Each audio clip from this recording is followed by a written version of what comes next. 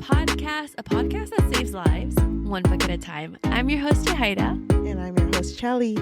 There is a book tea that I do want us to talk about briefly.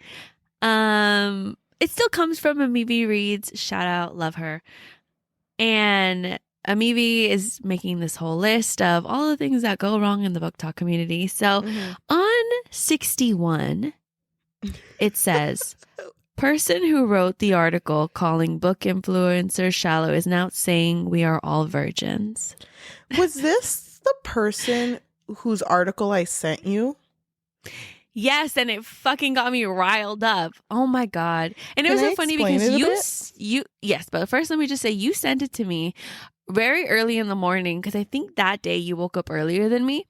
Yeah. And I just stared at the article for the longest time because my brain couldn't compute that someone actually spent time to write that. I thought it was fake when I first read it. I was like not sure what they were trying to convey because this whole article was basically like talking about book communities like in past tense, like, oh, there used to be a booktube, there used to be this, but now people on book talk, like air quotes book talk, only buy books for the aesthetic and not actually to read it. And they were basically just calling people out for having their own,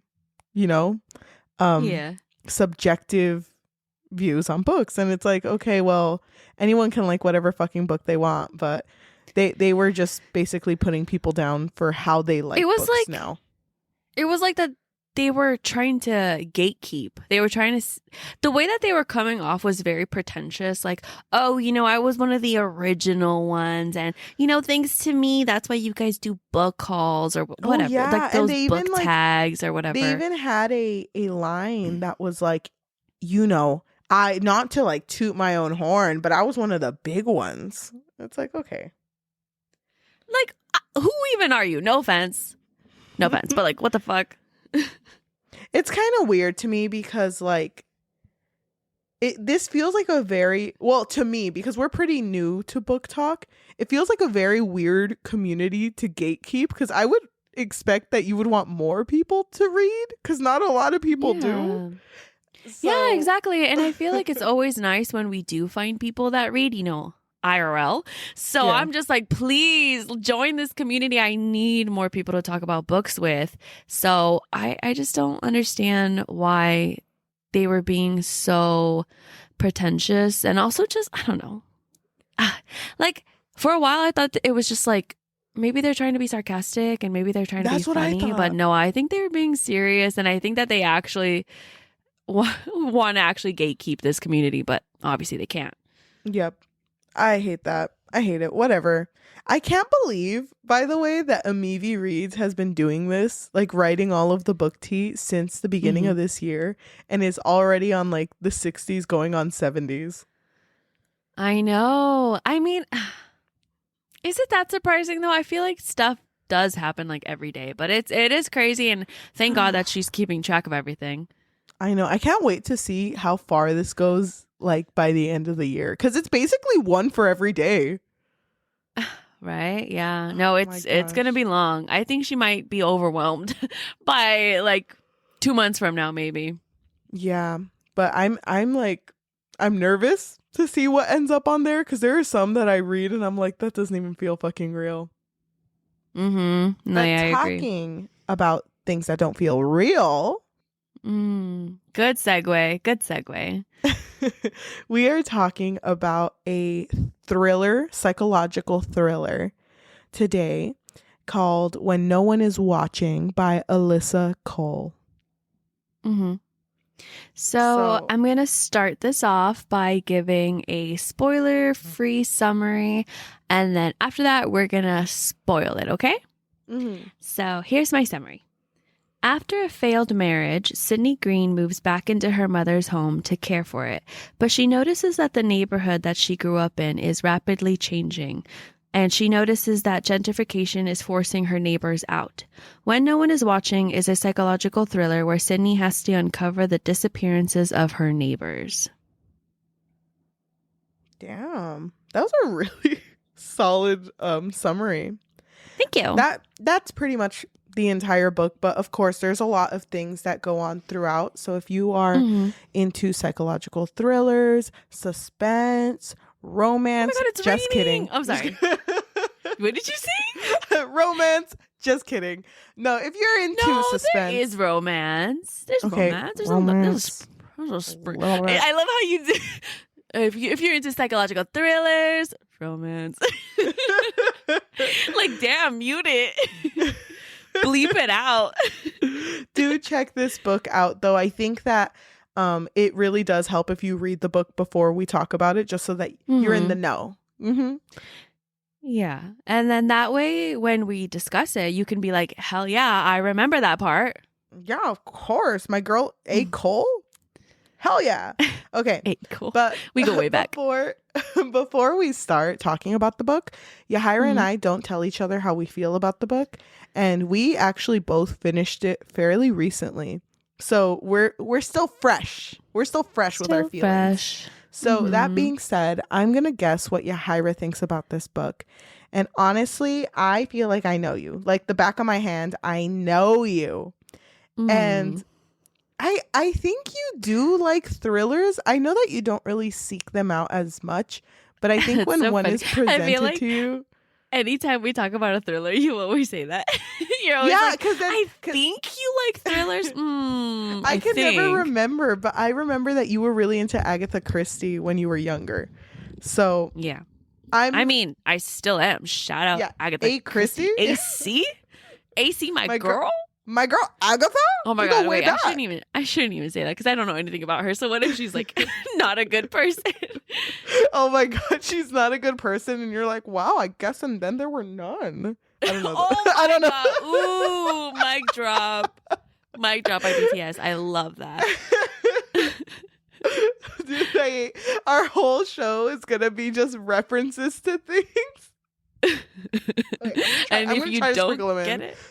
It's going to be like our Punk 57 episode. Dude, I love that episode. Thank you. We need to try it again. Probably not for this one. It doesn't feel like the right mood.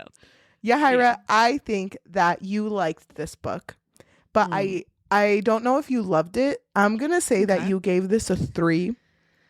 I don't want to say anything else because I know that we spoil each other when we guess each other's ratings, so I'm just gonna say 3. So are you saying that now anytime that we guess each other's ratings we should just keep it short, sweet, to the point? Because I think there have been a couple times where I felt like you were projecting, and honestly I appreciate when you do that because then I'm like, damn.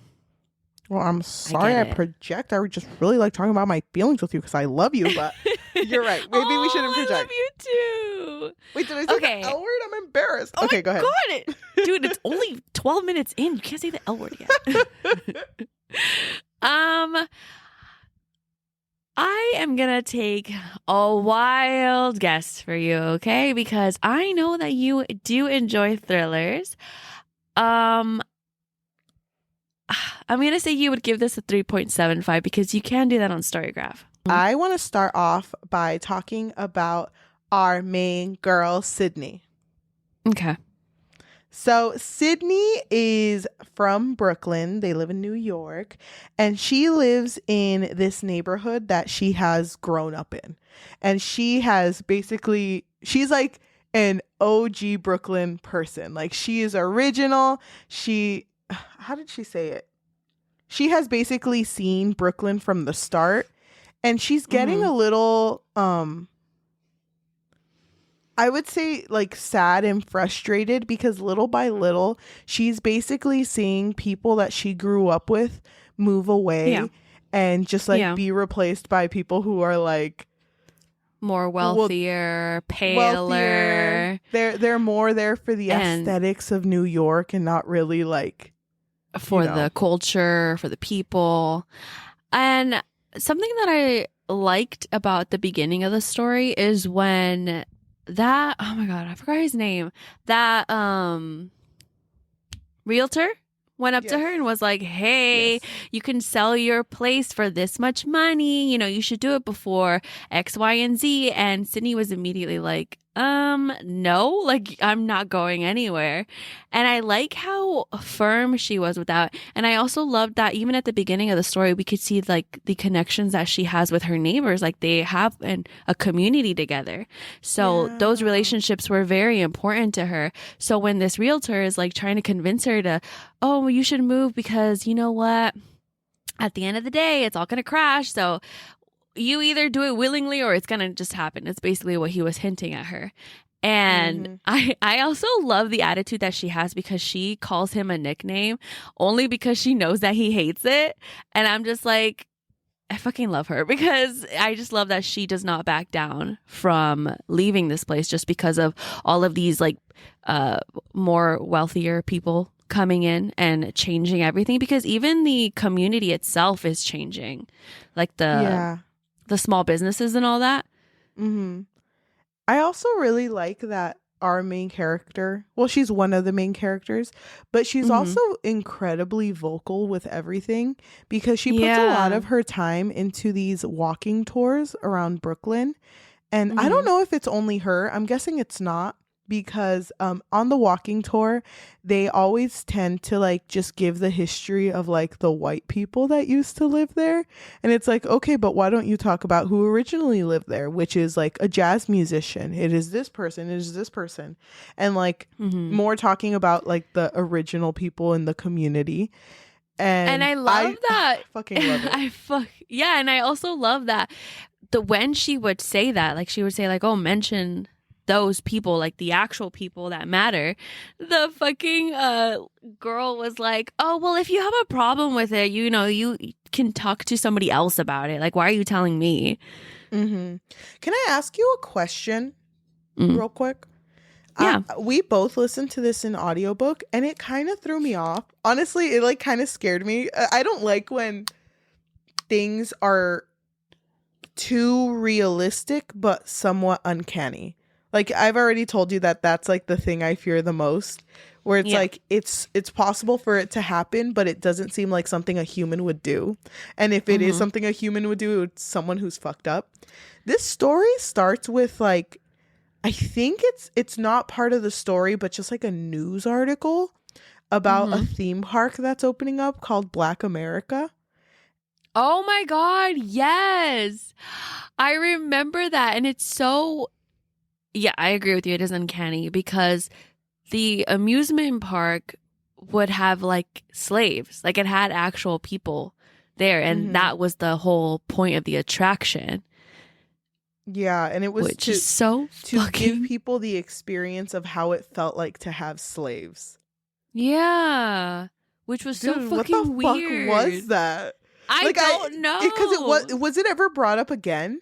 No, and I'm so glad that you brought it up because I remember listening to that and just being like, what the fuck? I even made a note of it on my phone because I was listening to it at work. But then it was never brought up again. So then it just completely slipped my mind. Okay, then I think I was just wondering if I had missed anything afterwards. I think it kind of just goes with like the overarching theme of this entire story, which is that, you know, gentrification is something that is slow. And when it happens, it feels like the rug has been pulled out from under you. Yeah. So that's basically kind of where it's going at. But before we get into all of that, I do want to say that Sydney felt like a very strong character, but I don't think I like how her character ended up.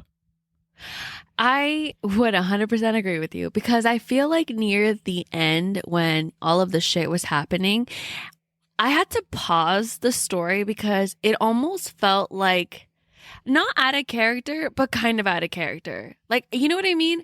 Like, I know she's a strong character and even from the very beginning, like she never backed down. But for her to go from that to what happens at the end, I was like, oh my God. Yeah. I don't know. It kind of took me out for a second there. I didn't agree with it. And we'll talk more about it later, but I feel like first we should talk about Theo. First of all, A+ name. Theo? Theo? I fucking love that name. Okay, whatever. Theo is he's a white man that moves in with his fiance, right? Can I just say, I love that you always talk about hating names. So it's like a rarity when you're like, I fucking love this name. Well, don't you remember there was another thing we talked about on the podcast with a person whose name was Theo, and I loved him. Do you remember what it is?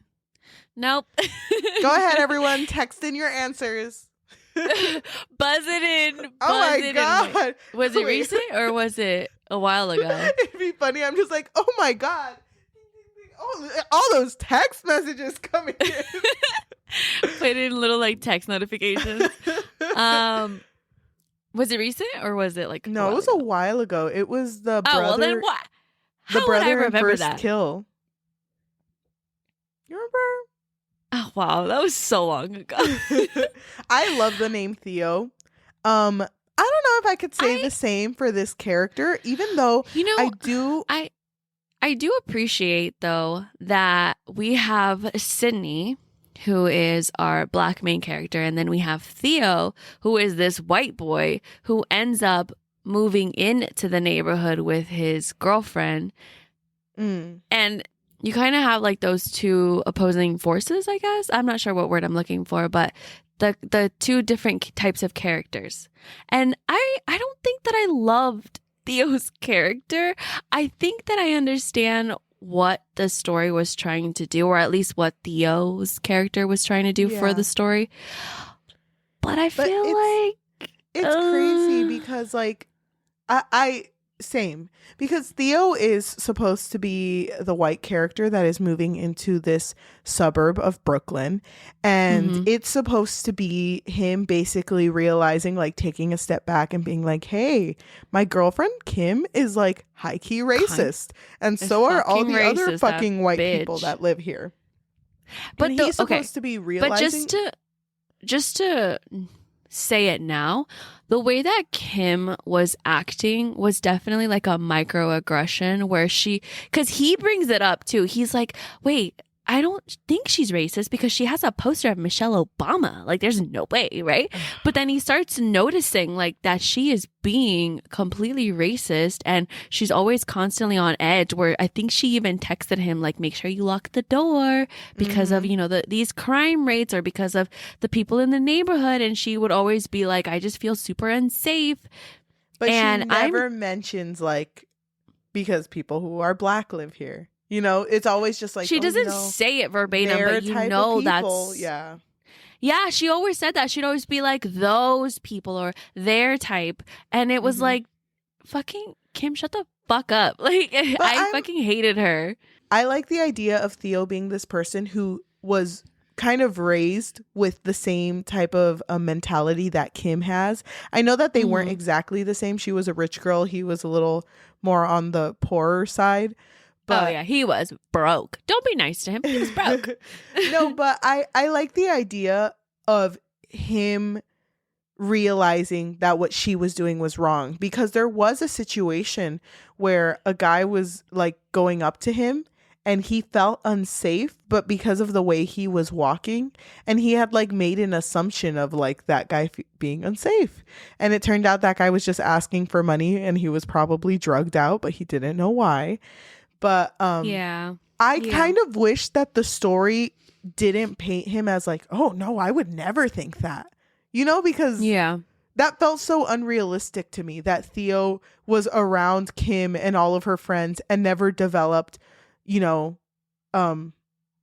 microaggressions or like those types of behaviors, because he even apologizes to Sydney for Kim. Yeah. I don't know. He seemed too perfect.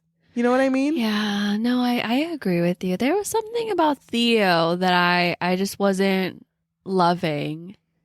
Yeah. And I think that I agree with you, where I would have preferred if his character, even if he hadn't meant to be like microaggressive or anything like that, like I think I would have liked him to realize his own behavior first, by the way that Kim was acting or reacting to, whatever was happening. Yeah. Can I say something that's kind of like, I don't know, unpopular opinion? What? I've never been to New York. I've never been there. Yeah. Never been there once. I know. It did not feel like we were reading a story that was set in New York. Because, I don't know, it felt weird to me that, like, Sydney just fucking knew everyone. And I understand that sometimes blocks, like neighborhood blocks, can get really close. Yeah. But she fucking knew everyone. And I was just kind of like, okay, I'm going to take a step back. Try to be realistic here. I don't live in a place as big as New York. But I do know that when gentrification happens, it's not something that's going to be like, oh my God, Tim got us. Tim got us. He started changing everything. Like, gentrification is something that happens because it's a subtle change in a society that happens because people are bringing new things. It's not it's not in the sense of like, oh my God, Peggy, she's fucking gone. Like, no, it's like it has been leading up to that. So I kind of hate that. You mean like with the disappearances? Yes. Like, because you know, people just like Sydney, people are being asked to move, and I like that it was painted like that for Sydney, where it's just like, oh, they keep mentioning it. Like, I would have liked it if the characters around her that were disappearing were just kind of like, I don't know, the bills are too high. You know, like, I can't pay for this. How am I supposed to afford stuff? There's fucking Whole Foods on every corner. Like, I wish it would have been more like that. And then a disappearance would happen, because it's like, you can only assume what's happening. Exactly. And I feel like, I don't know, because this book, because you chose this book, when I looked at it on Scribd, it gives you the genres. It said horror on there. So I was like, oh, wow, it's going to be spooky, right? So once I started listening to it, I was like, this isn't really spooky. Like, yeah, it has those like eerie moments, but not really spooky. And I think the same. Like, I wish that things would have happened gradually instead of just the neighbors completely disappearing. And even when they were disappearing, I wasn't even sure, like, I don't know. I was kind of expecting this to be like an unreliable narrator, like that she was just losing her mind. Because when her best friend wasn't answering her for the longest time, I was like, wait, is she even texting her? Like, I'm so confused right now. And I wish the same thing. Like, I wish that her neighbors, because they had that close knit community, I wish that her neighbors were like, I really can't afford to live here anymore. And then, you know, and then we can go from there. Yeah. And I'm so disappointed in that sense, because I think the idea of writing a thriller/horror book about gentrification sounds so fucking good. So I'm disappointed that the execution of gentrification wasn't done well. Mostly in a place like New York, you have so much possibility of like getting rid of the corner stores. And I think that's what they were kind of going for. But, you know, like getting rid of corner stores, adding more like apartment complexes, doing things like that. But I feel like they kind of, I don't know, that wanted to speed it up a little bit. Which is funny because this book was so short, but to you, didn't it feel so like it was either super slow or super fast? Like, it felt like nothing was happening, and then all of a sudden at once, like, okay, this person's fucking gone. Sydney and Theo fucked. Like, there's like, oh, okay. I feel like to anyone who's listening to this and hasn't read it or listened to the book, the thriller portion of the book doesn't really happen or show itself until near the end. So I was waiting for it the entire time. I was like, oh my God, something is going to pop out of nowhere and something's going to happen where I'm going to be like, damn, goosebumps. Can you explain but something to me? But nothing really happened until the end. Can you explain something to me? Do you remember that scene before Sydney and Theo? Because, by the way, Kim is a bitch and Kim leaves and they break up, whatever. Kim. But Sydney and Theo kind of have a thing between themselves. And before they act upon it, there's a moment where Theo is like, oh my gosh, Kim's going to ask me to move out. I'm going to sit down and be on my computer and open up this document. Who was watching him? Wasn't it that random white guy at the end? That's what I thought, because I don't think it ever really said. I don't think so either. But like, Wait, did he get drunk or did they drug him? I thought they drugged him, but I'm not entirely sure why, because he's white and, he's there. Why is he even there? Oh, okay. So we should also say that him and Kim were together, right? But then Kim ends up cheating on him, or continuously cheating on him. And he is really only with her because she has money. Like, it's just convenient for him, doesn't have to work too hard. And so Kim's like, you know what? I'm going to leave. You pack your shit, figure it out. And he's like, whoa, you're going to throw me out, babe? After everything we've been through? And so she's gone, and I think this is when he's alone in the apartment, and he is like sad about the breakup. So he's like drinking, and then he ends up passing out, but it's like passing out in a way where something was obviously in the drink. Yes. And in this moment, someone is watching him, but I'm not 100% sure who this character was. I almost want to guess that it was that guy that Kim was messing around with, no?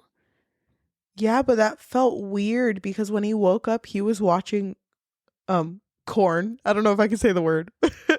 he was watching adult videos and was just kind of like, "Oh, how'd that end up there?" And then he just closed it, and then he ends up on a document, like a shared Google document, and the person's like, "Oh, you drink too much?" And it's like, and it's weird because it doesn't feel like that ever came back, No, I didn't. And he kind of just accepted it too. I know. He kind of just like, oh, I drank too much. Crazy night, guys. Just another bitch. Just another Theo Thursday. I know, like, literally. No, Theo. That's bad, Theo. I don't know. Like, it was eerie, but I wish that it would have dragged on a little bit more, because it happened pretty quickly. Yeah, and that moment itself happened really quickly.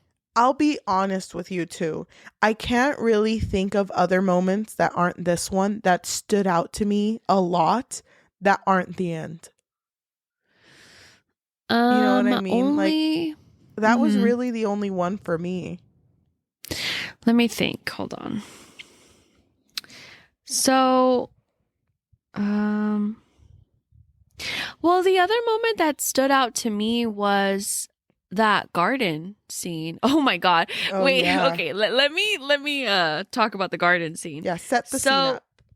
Set the scene up. Okay, where do I even start? Okay, so Sydney has been calling her mom every now and then. Anytime she's sad, she'll call her mom. It goes straight to voicemail. She leaves her a message sometimes. Sometimes she just wants to hear her voice in the voicemail.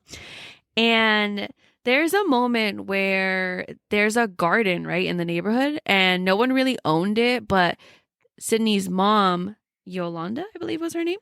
Yeah.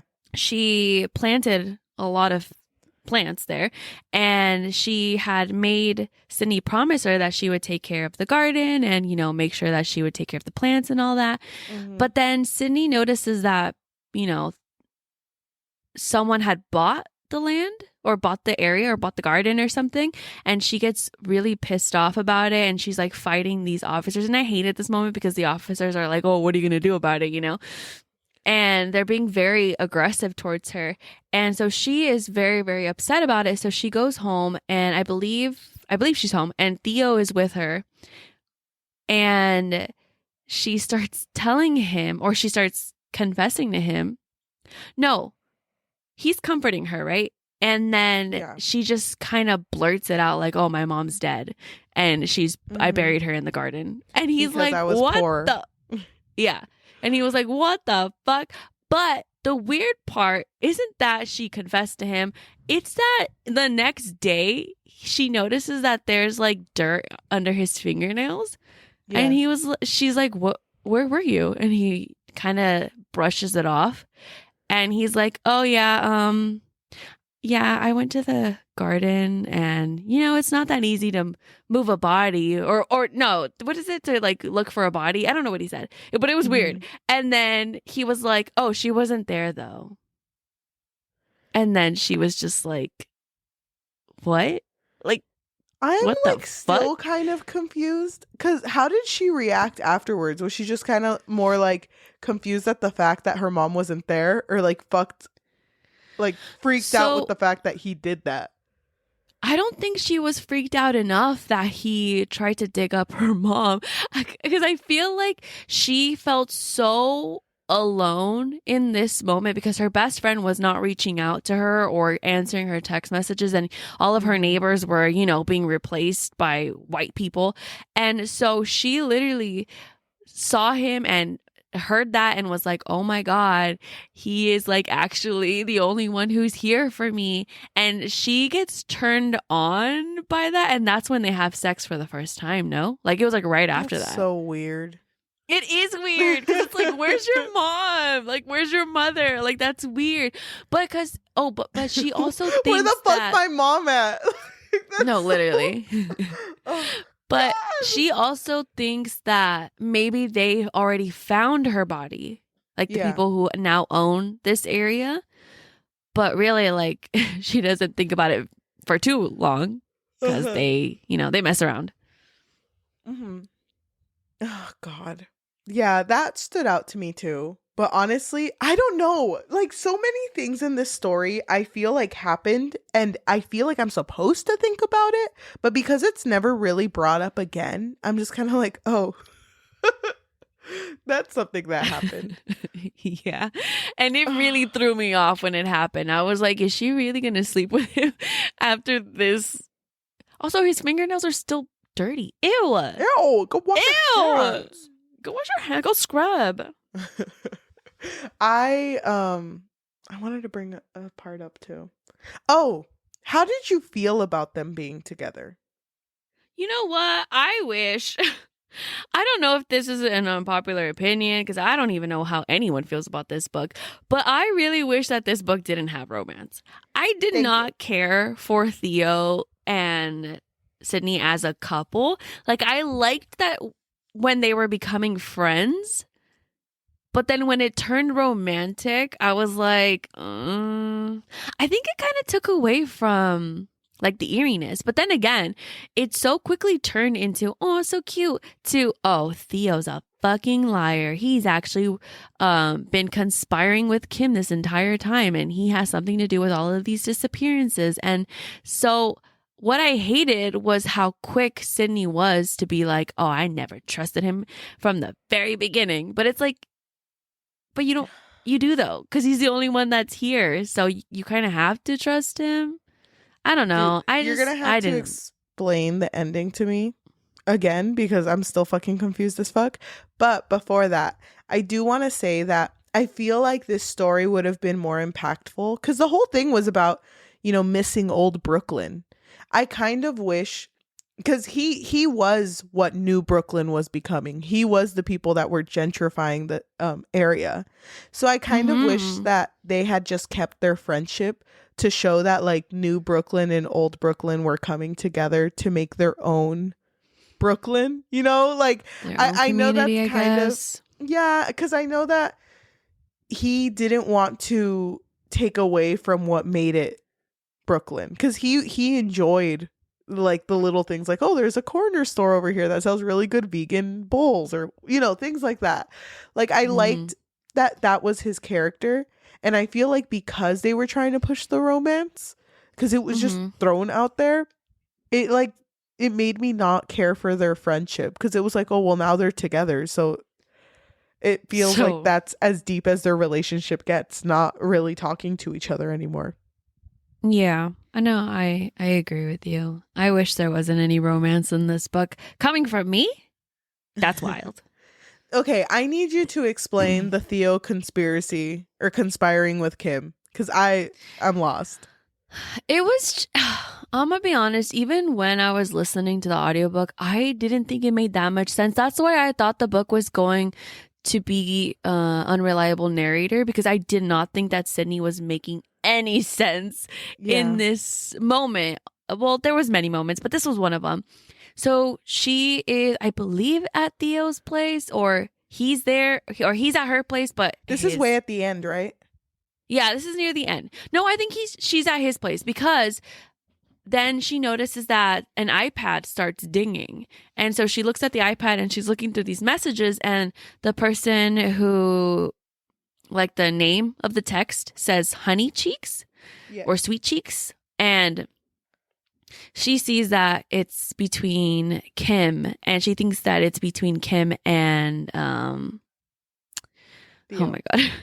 Thank you. She thinks that it's between Kim and Theo, like these messages. And she sees that Kim's very much like, oh, fuck her. You know, I can't stand her. I can't stand anyone in this neighborhood. Like, the way that she was talking made it very obvious that she hated the people there. And the responses were like, oh yeah, me too, babe. I'm trying to get rid of her. Like, you know, like, it seemed like Theo was somehow involved with these disappearances, and Kim was also involved with these disappearances. And so immediately Sydney is just like, oh, fuck you. I knew that this was too good to be true, right? And so she immediately confronts him, and he's just like, that's not mine. That's Kim's iPad or tablet or whatever. And I feel like this moment just kind of happened very quickly. Like, it got resolved very quickly, because then she didn't trust him for a second, but then she was like, okay. But if I remember correctly too, because like, this is the part that went over my head, because I was confused that was happening. But then afterwards she was like, I don't trust him, but he's also the only one I could trust. And then it was kind of resolved, right? Okay. Yeah. Yeah, well, because she does think to herself, like, well, I have literally nobody else, because still her best friend is not responding to her messages, and she just feels really alone. And I think at this point, Theo like tells her that a white guy broke into her house, into Sydney's house, and okay, this part gets a little bit confusing, but I know that Sydney is in like this like secret passageway of the house, and that's where she finds her best friend's body. And she sees, like, I think the phone is there, and she sees that her friend was trying to text her before whatever happened, and it said something like, I love you and I'm sorry, or something along those lines. And when this happens, I think at this point she still didn't really trust Theo. So she's like holding a gun out towards him, because she believes that, oh, he had something to do with Drea's murder. But then this fucking white man just shows up, and I think Sydney like immediately shoots him, right? I think so. And then Theo is fighting him back as well. And then that's when Theo realizes that this white guy was the one that was talking to Kim and trying to fucking make this neighborhood better or whatever.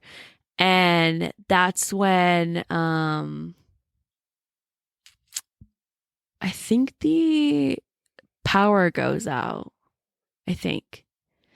And so the only place that has lights is an abandoned hospital. And in that hospital, they find everyone, right? Yeah, so they're in the hospital's like basement tunnels, and that's when Sydney and Theo both like finally find all of the like the people, like the Black residents that were once there. And were, disappeared. But, I think that Sydney assumed that they just like moved away without saying anything. But then she did have a moment where she was like, there's no way that they just left without saying goodbye, because they had that type of relationship where they would have said something to her. Yeah. So that's when they find them, and she realizes that they're all just kind of like test subjects. And if I remember correctly, they were test subjects to cure like opioid, like the drug crisis, I believe. How to handle it? Wasn't it? Because that was what was happening to the guy that reacted to Theo, right? At the beginning. Yes. Yeah. So it had something to do with like trying to cure like opioids. I believe so. Like everything happened very quickly in this moment. And to me, like they were paralleling with what happened with Theo when he found that one guy who was like, help me. Like, so he was saying mom too, right? Like something about like, oh, can you take me to my mom? Or so it was trying to parallel that. And it's also like kind of, I feel like it is kind of making a statement, because if you remember at the beginning of the story when Sydney was talking about her mom and how her mom had passed away and that she had been feeling so much pain, but they never believed her that she was feeling a lot of pain. And it kind of reminds me of the stories of back then when when they didn't give them any painkillers. Yeah, because of like or the anesthesia. The stereotype that if you have darker skin, then you have a higher pain tolerance. And that's kind of like what it felt like was going on here, that, you know, because Black people have a higher pain tolerance, which is not true. Then, that's not you know, true. we can use them as test subjects. And I feel like that's kind of what it was going towards. Like that was the commentary. Yeah. I think so too, but I wish that it would have elaborated a little bit more. Me too. Because that's an interesting premise, but you're right. It felt so rushed that everything was going over my head.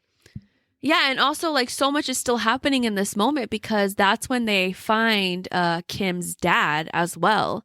And this whole fucking fight breaks out between Theo, Kim's dad, and Sydney. And I think Theo kills both of them, no? Kim and Kim's dad? Yes.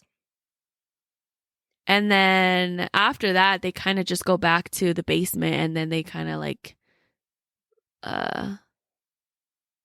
they're like trying to free the people that are like held there against their will. Yeah. But then I'm not entirely sure what happens after that. Dude, I do not remember, because all I remember is that they do try to free them. But is there a time skip, or is that too far ahead? No, I think that if I remember correctly, and again, go read this. This is not perfect, because I feel like so much was happening that it was a little bit confusing at the end. But I'm pretty sure that at the end, it's the neighbors who help Theo and Sydney, and then they burn down the hospital at the end. I don't think they save everyone, right? No. Because the people don't move back. Yeah. And then doesn't Sydney like kill 2 people as well? Like I feel like I remember her shooting 2 people. That was the thing. Does the epilogue end with like the insinuating that she's gonna kill a lot of people? I don't Is know. that like the point of this? I don't know. I thought the point of the epilogue was that this like gentrification, because they're watching the news, aren't they? And the gentrification is just continuously happening, but it's happening in other neighborhoods. And I'm pretty sure that Sydney's kind of like reacting to it.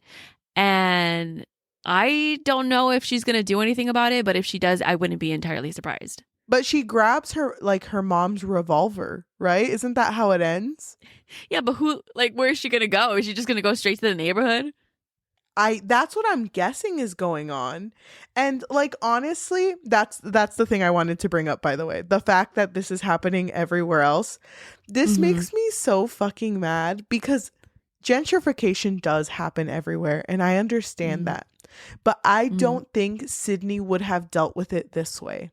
And I would have really enjoyed, like I said, someone who is like part of all of this gentrification, and also part of the problem being Theo, and her who has been born and raised in Brooklyn. I wish they would have came to a middle ground and been like, you know what, I do understand, you know, more buildings, but that doesn't mean we have to get rid of our home. I would have liked if both of them worked together. You know, because it didn't really feel like that. It felt like they kind of both agreed, like, no, old Brooklyn. And then they are going on a killing spree? Like, is that really how you're going to solve this issue? And like, I don't know. I completely understand what you're trying to say. And in a way I agree with you, but at the same time I feel like the author was probably trying to play with like the eeriness and trying to fight back, you know, the crime of like these people losing their homes, right? And them not being able to do anything about it. So I think that sorry, I'm like stuttering a lot. Can you please cut out with like all my stutters? Yes. I think that it's just trying to fight violence with violence. And I don't entirely hate that. I just kind of wish that the development would have been a little bit more. Like the whole ending part happened so fast that it felt like so much like action for something, because I feel like the beginning and even the middle was very, very slow. Like I wasn't even sure where the hell this story was going for the longest time. I think this story would work really well as a movie because like to play with the eeriness and like that question of like where the hell is everyone. Like I think it would work better as a movie. I'm not saying I didn't like it as a book. I'm just saying that I was so lost for the longest time that even in moments it was losing me. Like I wanted to stick with the story, but damn, like it was hard for me to stay focused because I wasn't sure where it was going. And you know what?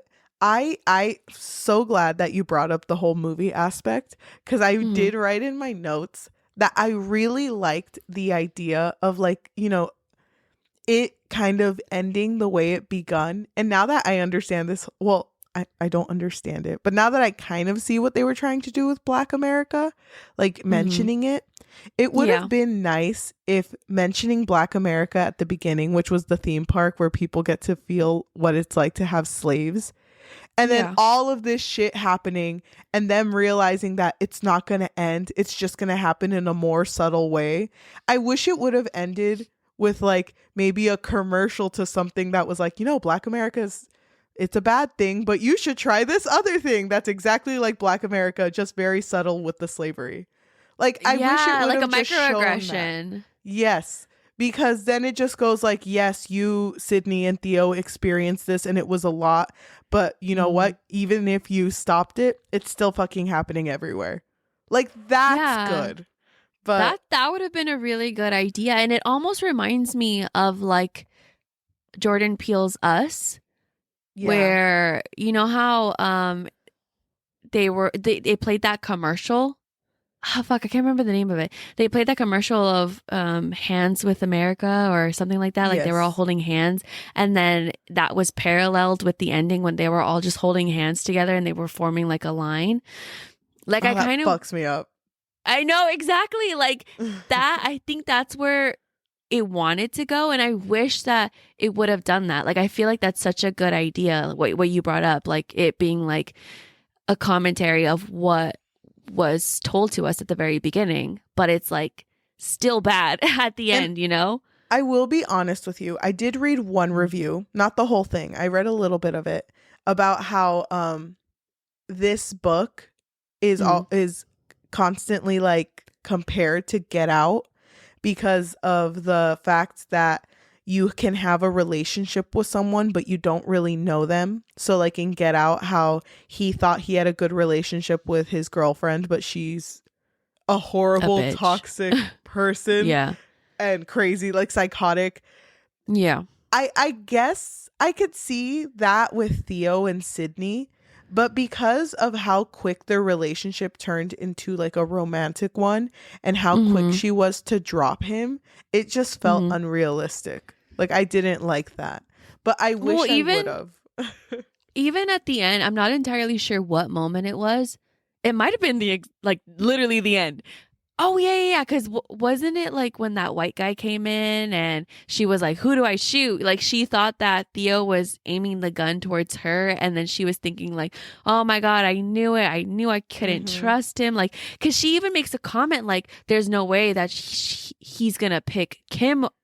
No, there's no way that he's going to pick me over Kim because he's known Kim for X amount of time and he's only known Sydney for a week. Yep. So just that whole time, she really did not trust him at all. But then somehow they still ended up like staying together romantically. Yeah, I didn't. Ugh. Gosh, I don't know. I have a lot of thoughts about this book. Is there anything else you want to bring up before we go to overall thoughts? Let me double check my notes. Hold on. You know, I'm surprised this episode is as long as it is, but I was also really excited to talk about this with you. I know. I was super excited too. I was excited to hear your beautiful, beautiful thoughts. Oh my God. No, I think that we have pretty much covered everything. I'm so glad that you brought up the what happened at the beginning though, because I forgot to. I did write it, but I didn't like write it on my notes on my notes app. You know. I'll start with my overall thoughts. I'm also glad I brought that up. I'm glad that I talked about it with you because like I feel like I didn't understand shit, but now after talking it out, I feel like I have a little more appreciation for the story because like I said, and I feel like that's why I love doing the podcast with you because sometimes I don't really grasp what the story is trying to tell me until I start talking about it with you, you know? Yeah. And it's good because we both see it in different ways. So I enjoy that. I feel like now I can say how I fucking feel. And go ahead. The fact is that I do like the premise of this story. I like the idea of gentrification being viewed as like a main point in a thriller, a psychological thriller / horror, I guess. And I would have really liked it if it was more subtle. It felt like that's what it was trying to be, but at the same time, it was just fucking happening. Like, I don't believe, there's no fucking way that fucking Sydney knows the fucking entirety of Brooklyn. Like, it felt weird that this was happening. You just don't get it. I don't know. It was just weird that it was happening, but she's also like, I know fucking everyone. Tim from across the street, Peggy down the block. Like, I know fucking everyone. Yeah. And it's like, if this were actually commentary on gentrification, then it should be something where it's like, I don't fucking know who those neighbors are. Like, who the fuck is that? Isn't that where Tim lives? Like, it should have been something like that. You know, and then people being like, who the fuck is Tim? No, that's so you Dahlia wanted it to be more realistic, is what you're saying. Yes. I feel like that would have added to the uncanniness because it felt like they knew everyone. I feel like, okay, what is there to be scared of realistically if you actually know the people in your town? Like, of course, there's the whole thing of assumptions, which I think is a really good thing to play with, mostly if you're writing about gentrification, because assumptions is a big thing that plays into racism. And that could have been something that they had like used in order to see the perceptions that Theo has on people, because of course he's going to have different perceptions because of how he grew up.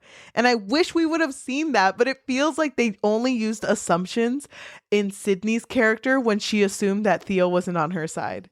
And I fucking hated that. I hated that was really the only time that we saw her or perception being used as like a way to show racism. Because either than that, it was really only that, and when Kim was being obviously racist.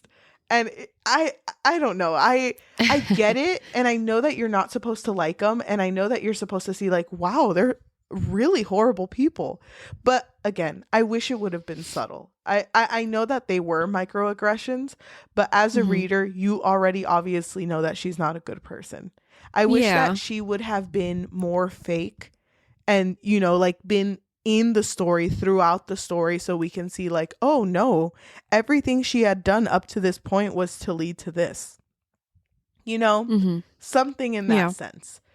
But I did like the idea of Sydney and Theo, mostly both of them working together. I really wish they would have just remained friends.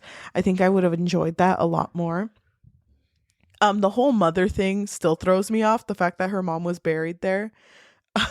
I don't really understand what that really has to do with the story. Also, did they ever find her body? I'm not sure. I don't remember. I think I'm pretty sure it was brought up, but I don't remember the details, to be honest. Mom is probably just MIA. Yeah, but she's just gone. The idea of it is creepy. And I like the idea of it, but I don't see why that was even brought up. I like that both characters have done something like morally wrong. I adds to them, but like because this wasn't really written to the best, I don't really care for that. I do really wish that I would have liked this story more, but I have so much to say about it, you know, when, you know, counting an hour ago where I felt like I had nothing to say. Now I feel like I don't want to stop talking about this. Yeah. But, that being said, I think I'm going to say 2.75. And if I were on Goodreads, I'd give it a 3. Wow. I thought you would have given it higher. I'm disappointed. Not at I you, will though. tell you though, At before we started talking about this, I was like set on 1. What? You didn't like it that much? Yeah, because I didn't really understand what the whole point was.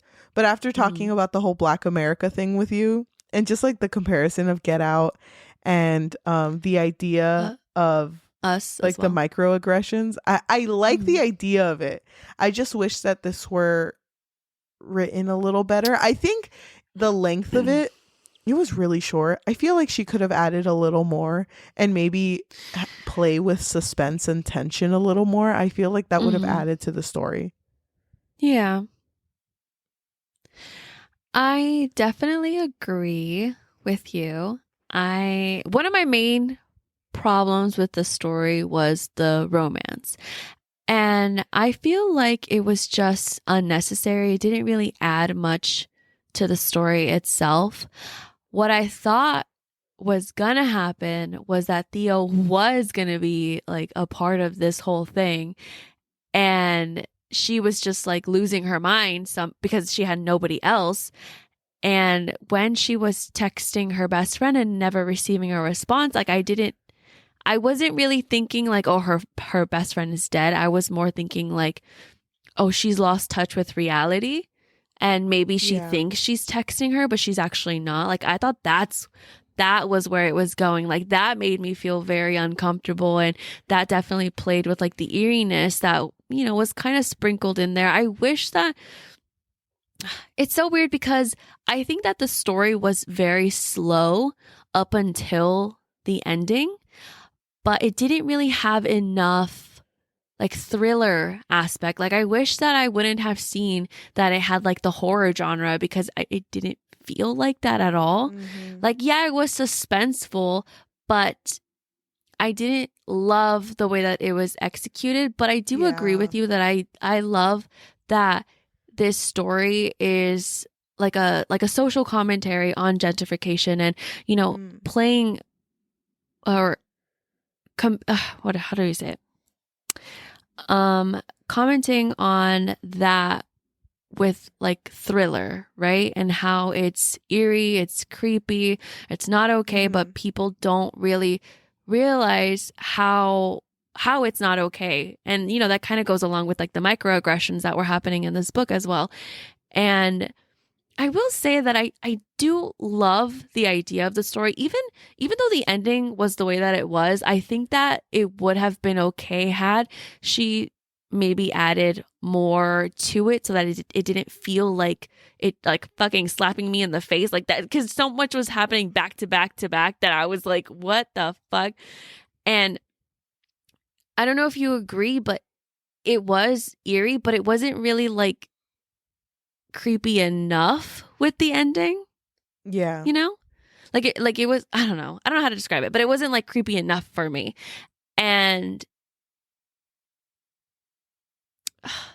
I don't know.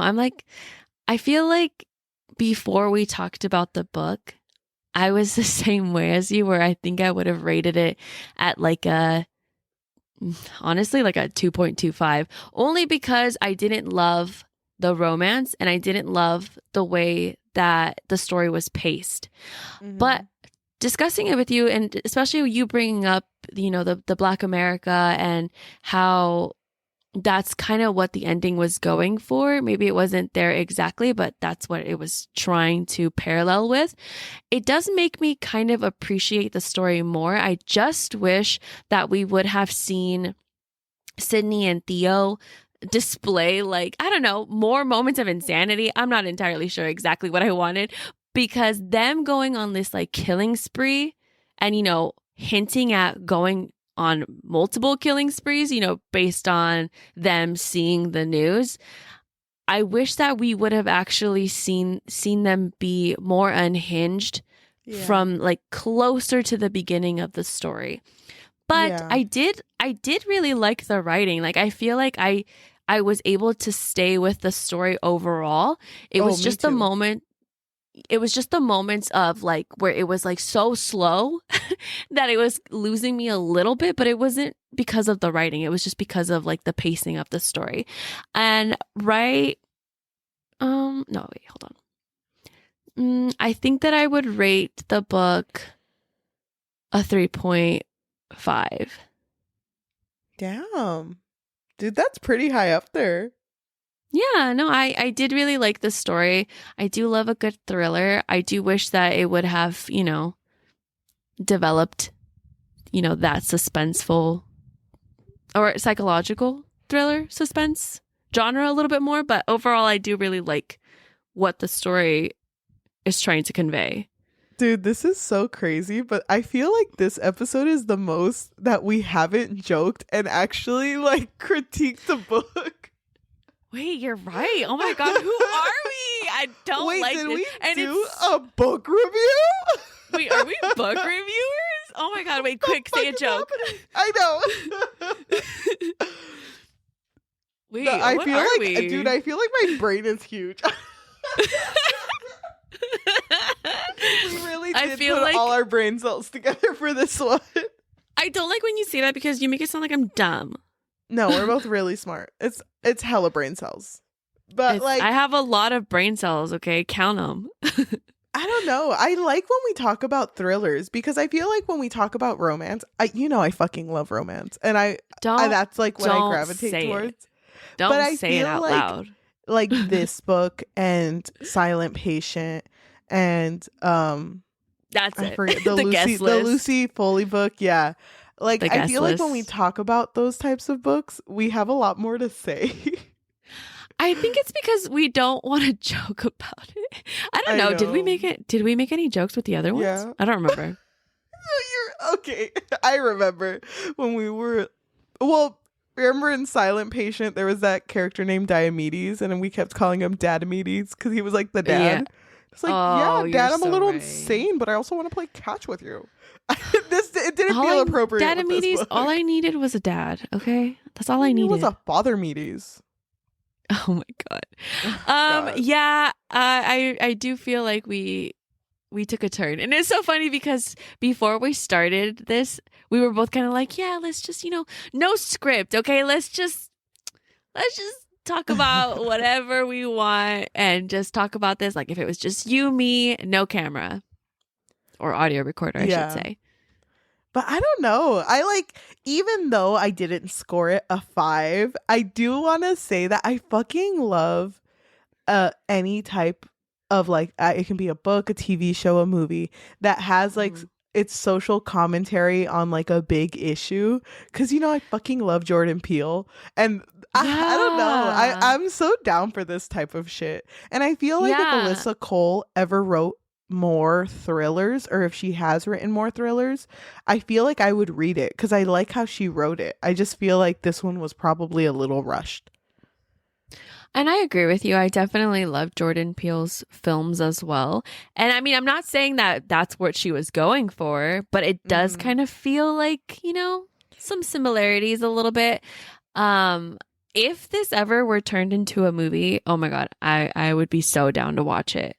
I feel like it would do well as a movie. Yeah, I think so too.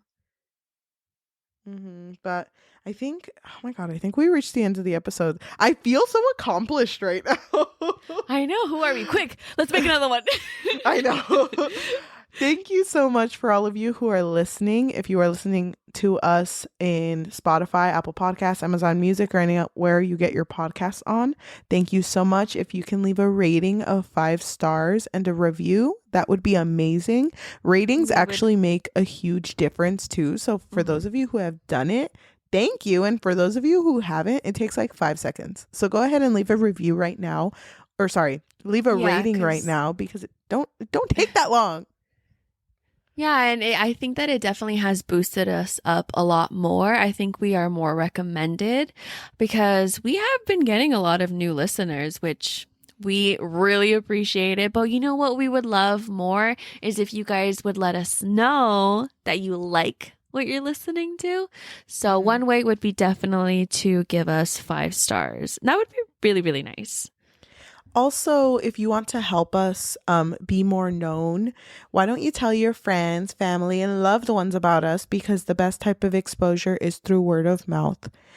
If you are listening and watching us on YouTube, thank you. If you can like, comment, subscribe, and hit that notification bell. We post twice a week, Tuesdays and Thursdays. If you feel like your heart is just so big, you just want to help just a little more, you can also join us on Patreon. We want to start a book community, and we want to have more input with the people who are listening to us, and, you know, kind of like a conversation about the books we're going to be discussing. As well as just things that are like more in depth with like the book community, or maybe like videos that don't really have to do with the book community and us just talking. Us just discussing whatever. And also we really want to give, you know, our listeners more of a voice. Like, we want to know what you guys want from us. So Patreon would definitely be one way to get a hold of us and let us know what you want to hear, what you want us to talk about. What's the URL? And you can find us on patreon.com/bookfix. Thank you. If you want to follow us on social media, we do have an Instagram at the Book Fix Pod, THEBOOKFIXPOD, and at the Book Fix on TikTok, THEBOOKFIX. Please join us. I think we're pretty funny. I think you're very funny. I think you're hilarious. Thank you. I haven't really posted much recently, but I'm trying to get more on top of it as soon as... It's funny. I feel like every month I tell you, as soon as January ends, I'll be free. No, as soon as February ends, I'll be free. I feel like I'm never free. It's okay. I'm not either, but we're trying, and that's all that matters. So thank you, everyone. Usually at the end of episodes, Yajaira will roll her digital dice, and if it lands on an even number, we read a positive review of the story. If it lands on an odd number, we read a negative review of the story. We don't really talk about it. We kind of just let it be. We're not connected to it at all. But I think that's a good way to end it. Why don't you tell us our number, and I'll try to find a review. Okay. We got a 2. Which is an even number. That is a positive review.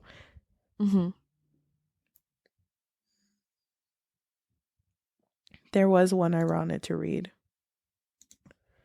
I actually want to read...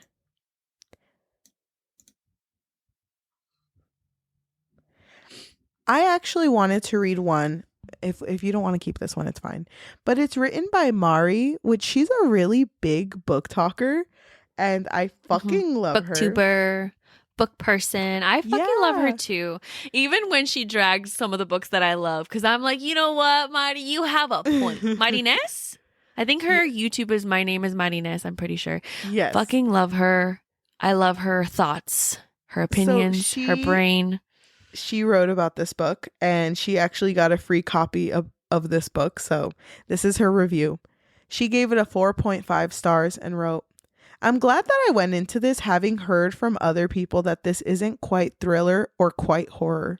I think it helps set my expectations away from the genre and towards a new Alyssa Cole book about gentrification. This was excellent. It isn't exactly subtle, but then again, neither are the topics that surround gentrification. It was bold and cutting and demanded attention. It was a bit creepy and a bit sordid, as much as for all the explained things as the unexplained ones. I really loved how we sort of slowly moved along the front 2/3 of the book, a little unmoored in what exactly is happening, because it made the ending pack one heck of a punch. To me, this felt most like a haunted house gothic novel, except it's the whole dang neighborhood that is haunted. I kept thinking of other gothic horrors by women of color that I have read this year. Mexican Gothic and Catherine House.